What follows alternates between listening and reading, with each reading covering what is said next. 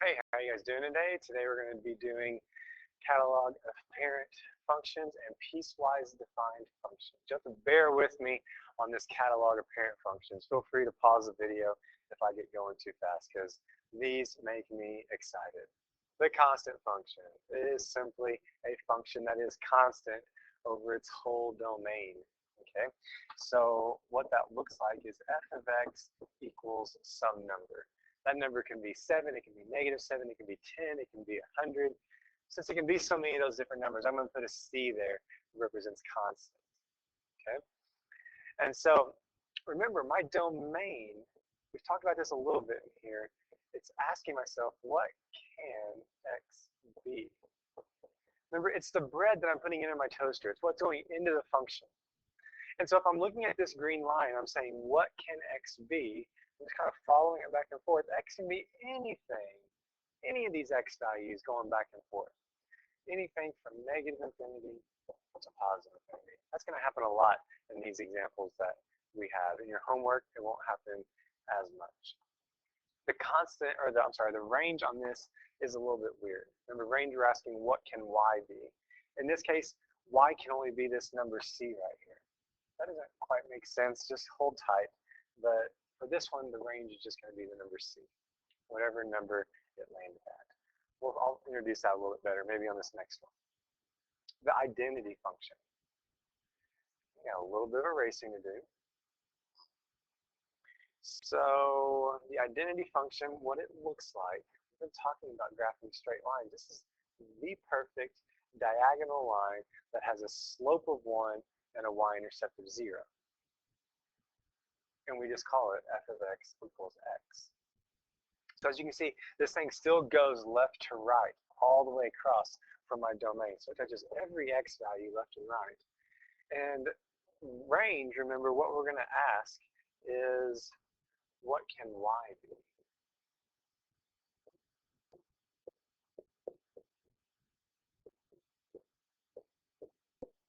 Okay, and in this case, I'll give you a hint. Anytime you see arrows pointing on the end of a function, they're pointing at infinity every time.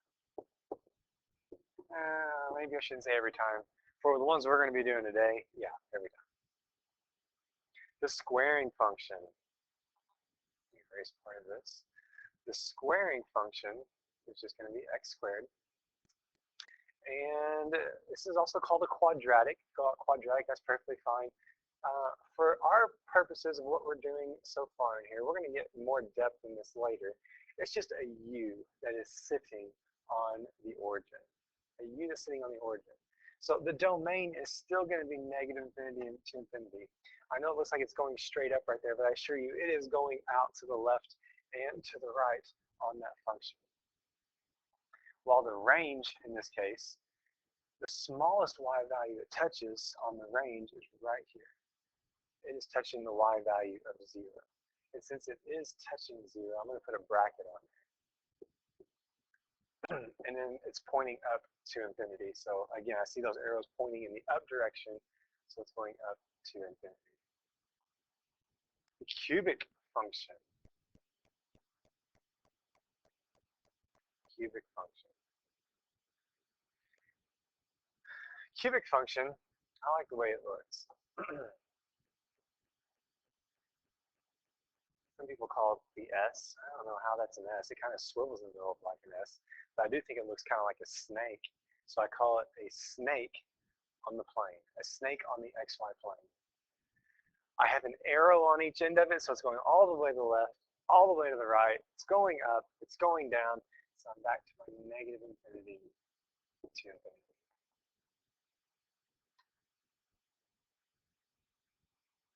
Square root function. Oh, my bad on this. I just realized I did that. Where are we at? Square root, cubic function. Back to cubic function, there should be a 3 on there. Okay, that is x cubed. All right, now we're ready for square root function. Sorry about that. So square root function, it's not going to have that 3 on there anymore. Instead, it's going to be the square root of x. Square root of x, that's one of the smaller ones that we graph. It starts right here at the origin, and I call it the swoop. The swoop, the little swoop going up. I don't know why, that's just kind of what stuck with it over the years. Um, but that's definitely a term that we'll use in here. When I say, what does a square root function look like? You can just tell me that's the swoop. Okay, so the domain of this, there's not arrows on each end of it. The smallest x value it touches is right here at 0. And it does touch 0, so I'm going to put a bracket on it. And then it's pointing to the right, all the way to infinity. Can't touch infinity, so we put parentheses on it. The range value is going to be the exact same. It's sitting on 0, and that arrow, I know it looks like it's leveling off, but it does eventually come up, all the way to infinity. Okay. Cubic function.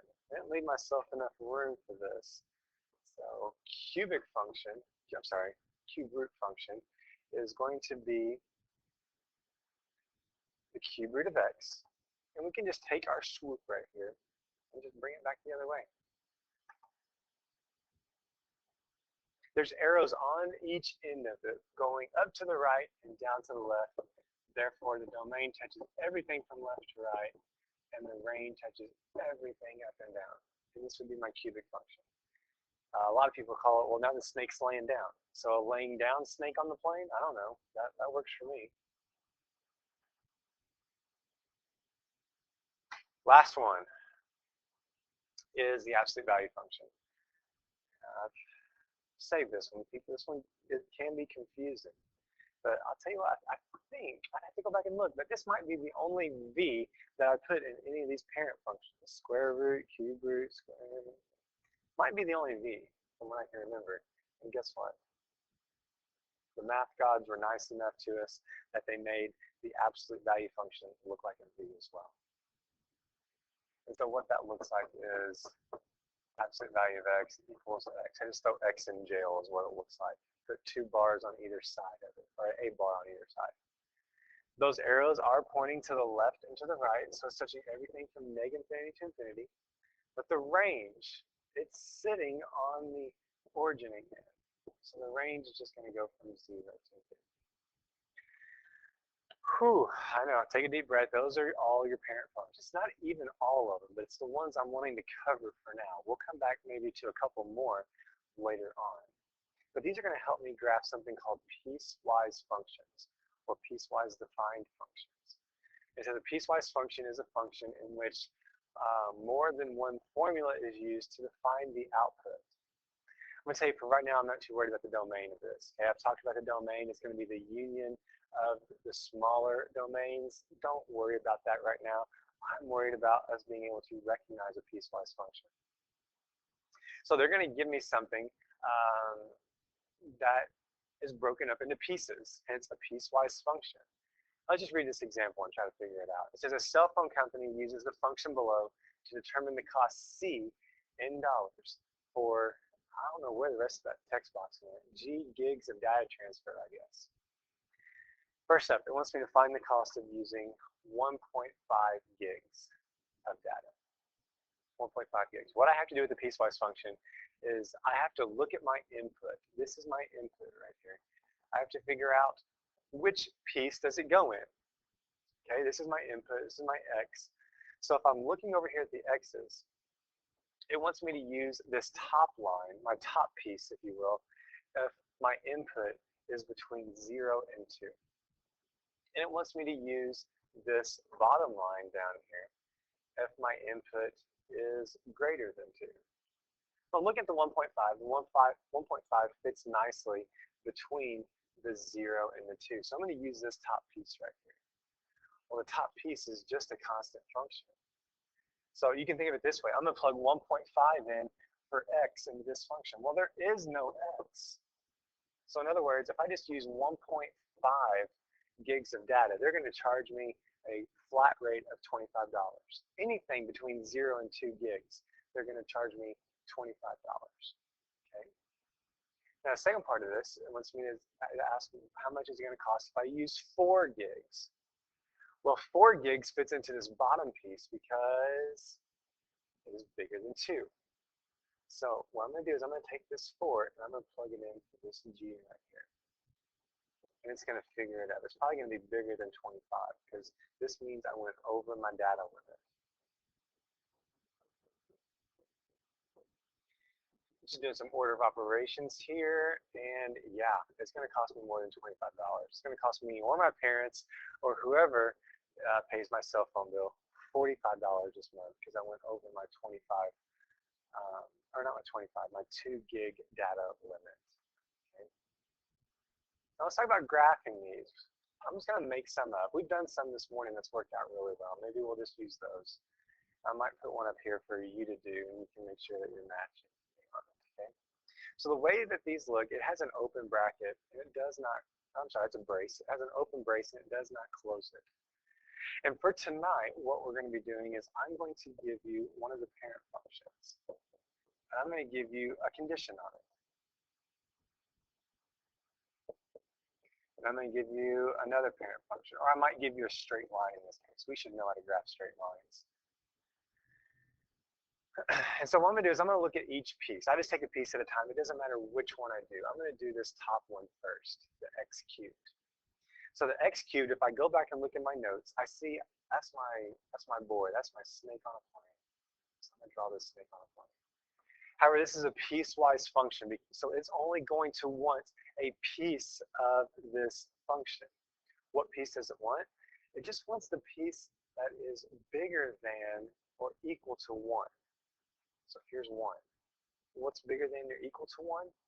It's all the numbers that are on this side of 1 over here. So if it's not on that side of 1, I'm going to erase it. Hope you're not writing in ink. I'm going to erase this all the way up to here.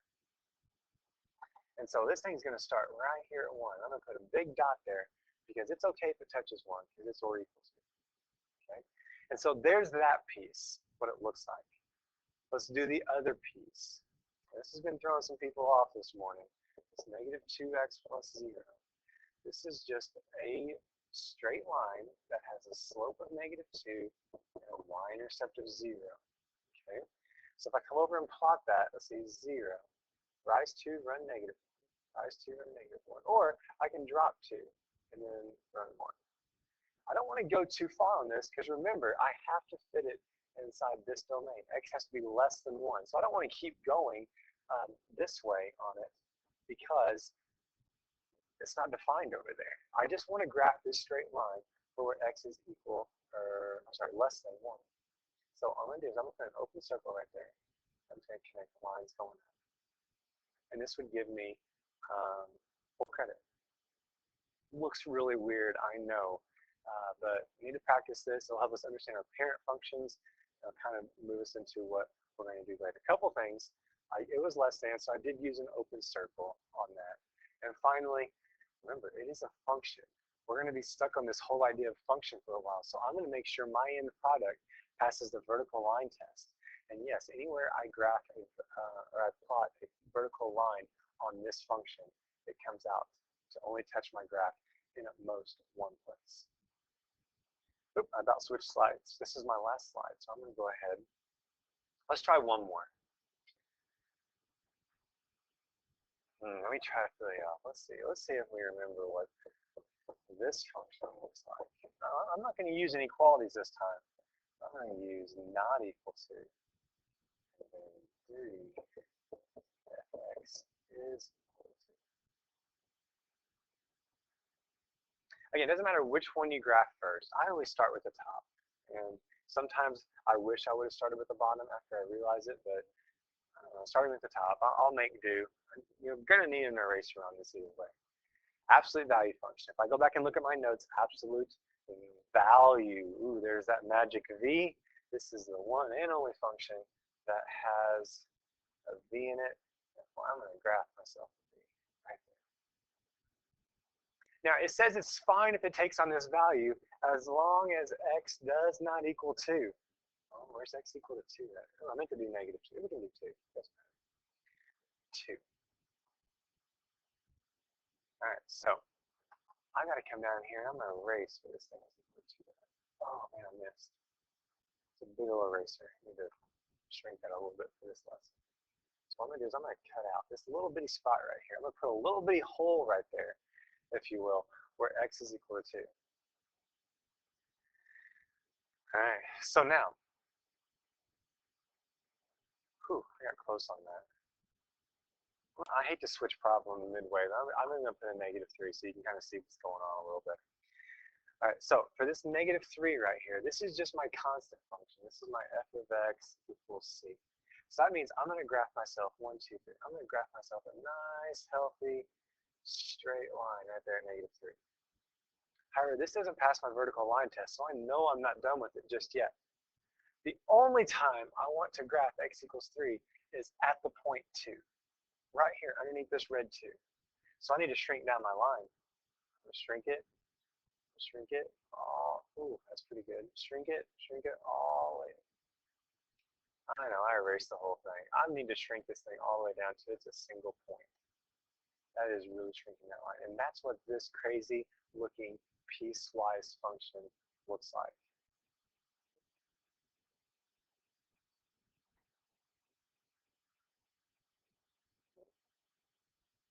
I did want to do one more with you before we go on to homework.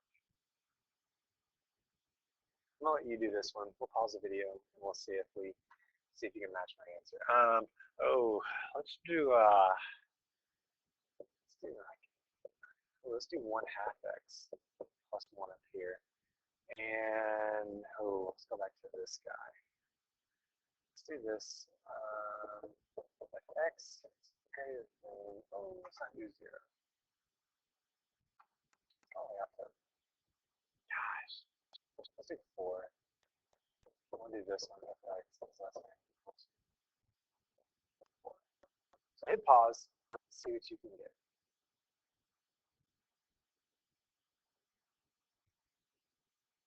All right, here's my rough sketch of it. My black line was my bottom part. It was my swoop. I had to erase it. The front half of my swoop. And I just have the straight line there that I just graphed for less than or equal to 4.